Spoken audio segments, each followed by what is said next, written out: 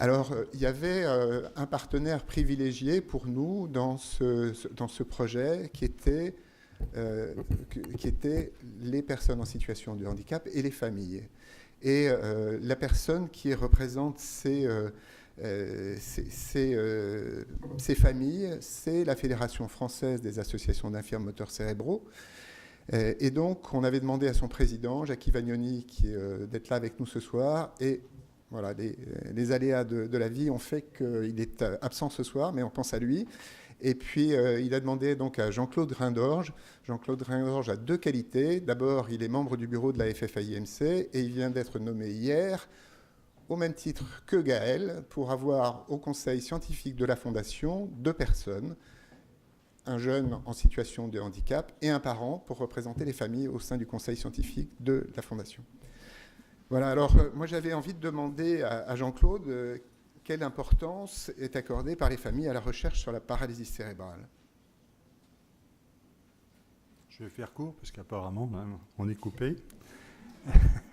Je pense que pour les personnes et les familles qui sont touchées par la paralysie cérébrale, c'est l'émotion, excusez-moi. Recherche, pour nous, ça signifie espoir. C'est pas le rêve, comme disait Sylvain tout à l'heure, mais pour nous, c'est quand même l'espoir.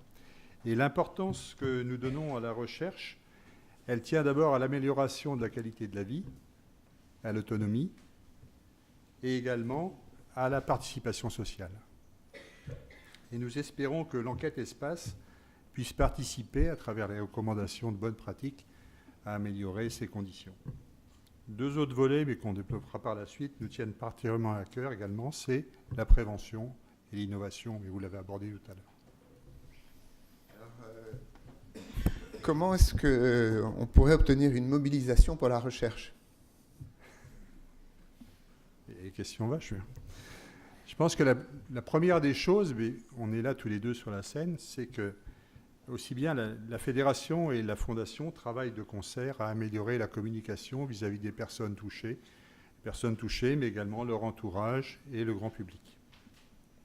Ceci, ça peut se faire sous une forme individuelle, c'est-à-dire que chacun peut transmettre le message à son groupe de relations, qu'il soit familial, amical, professionnel ou autre. Et puis au niveau collectif, c'est demander à nos associations de faire connaître la Fondation Paralysie Cérébrale et la spécificité de la paralysie cérébrale sur tout le territoire, sur leur territoire et sur tout le territoire également. Enfin, nous sommes tendus vers les mêmes objectifs. Nous y mettons beaucoup d'engagement, d'acharnement, souvent à titre bénévole, et nous souhaitons donc que nos démarches soient entendues et trouvent un écho auprès des pouvoirs publics, à quelque niveau que ce soit. Je peux te poser deux questions maintenant ? Tu as le droit, oui. La première question que j'aimerais te poser, c'est que après espace, est-ce que le développement de bonnes pratiques en rééducation, après cette enquête espace, est-ce que tu penses que le développement de bonnes pratiques en rééducation motrice va au moins atténuer les difficultés, si ce n'est les résoudre ?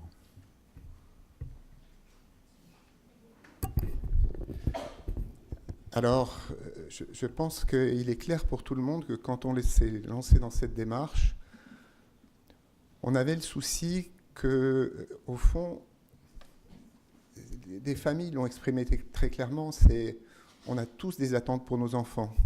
Nos enfants, quand ils grandissent, ont des attentes pour eux-mêmes. Mais au fond, qu'est-ce qui marche ? Qu'est-ce qu'on doit faire ? Qu'est-ce qui a été établi ? Qu'est-ce qui a été validé ? Est-ce que c'est disponible, cette information ? Est-ce que c'est écrit quelque part ? Est-ce que les professionnels peuvent échanger entre eux autour de ça ? Est-ce que moi, en tant que parent, ou moi, en tant que jeune, je peux échanger, dialoguer avec mon professionnel pour savoir, mais qu'est-ce qui existe ? Que ce soit ici, en France, ou éventuellement ailleurs. Mais voilà. Et ce travail-là n'avait pas été fait.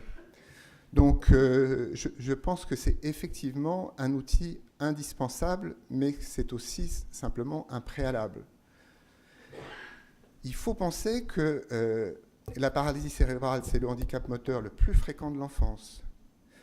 Ça veut dire que quoi qu'on fasse, et on essaye de faire beaucoup dans les services qui prennent en charge les tout-petits, on arrive pour le moment à gagner 2% tous les ans. C'est-à-dire que depuis une dizaine d'années, la fréquence de la paralysie cérébrale baisse un tout petit peu, c'est de 2% tous les ans.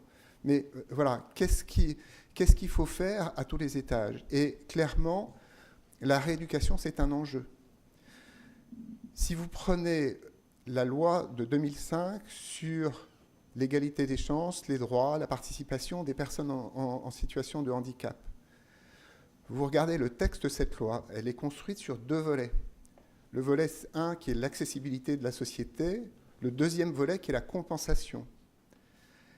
Il n'y a rien dans la situation de handicap pour dire mais quelles sont les interventions qu'il faut. C'est-à-dire qu'en plus, au plan de l'accompagnement thérapeutique, au plan de la rééducation, de la réadaptation, le mot rééducation, il apparaît une fois dans la loi.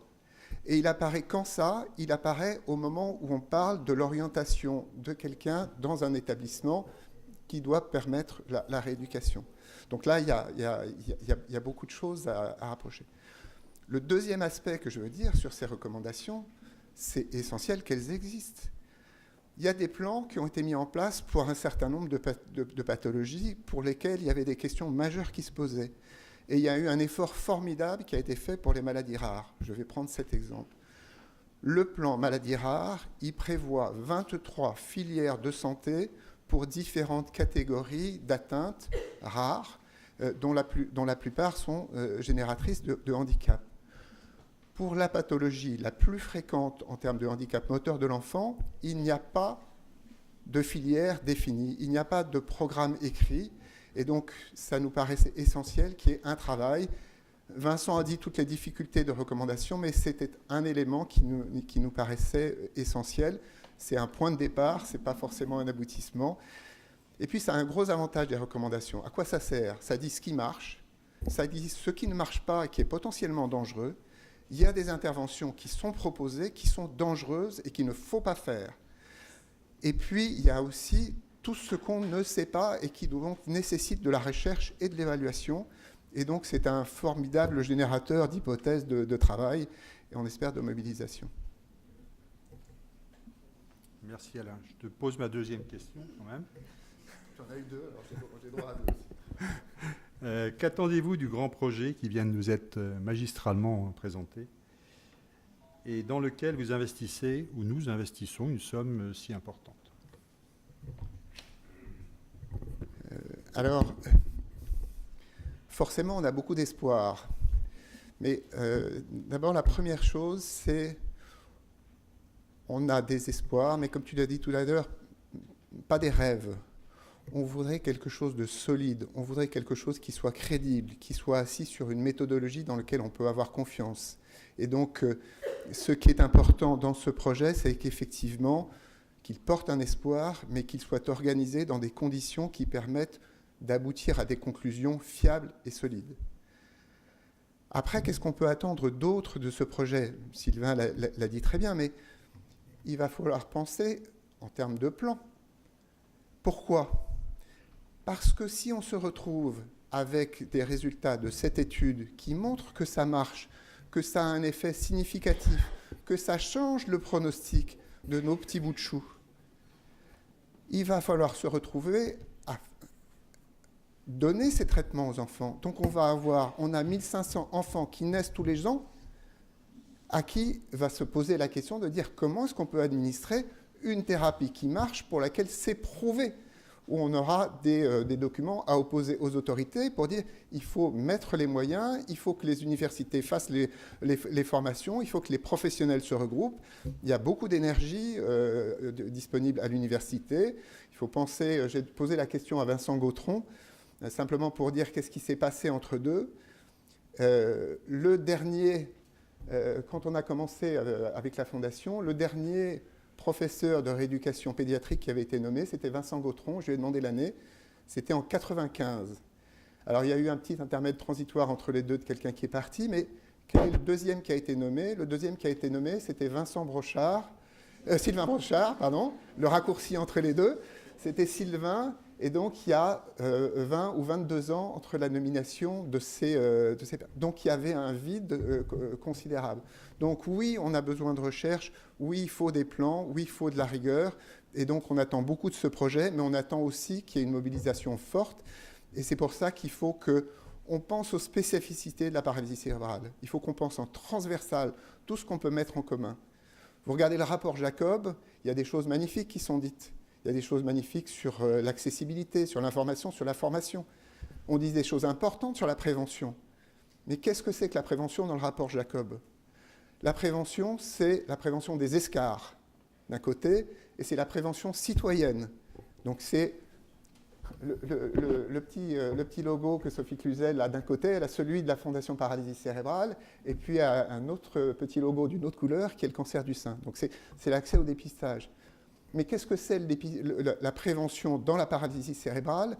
C'est la prévention des lésions cérébrales à la naissance. Qui finance la recherche sur la prévention de l'extension des lésions cérébrales à la naissance? On est allé rencontrer le ministère de la Recherche. Quelqu'un nous dit, mais voilà, ce qu'on finance, l'accent qu'on va porter en priorité, c'est ces domaines qui sont déjà bien financés, c'est des domaines dans lesquels on a déjà une expertise. C'est donc le cancer, les maladies infectieuses, et maintenant la génétique avec les maladies rares. Mais nos enfants, c'est les mêmes. Ceux qui sont quadriplégiques, tétraplégiques, en fauteuil électrique avec une paralysie cérébrale, c'est les mêmes que ceux qui ont une maladie génétique. Donc il faut bien qu'on s'occupe de leurs problèmes. Il faut bien qu'on se mobilise pour qu'il y ait de la recherche dans ce champ. Donc c'est ça les messages qu'on veut envoyer.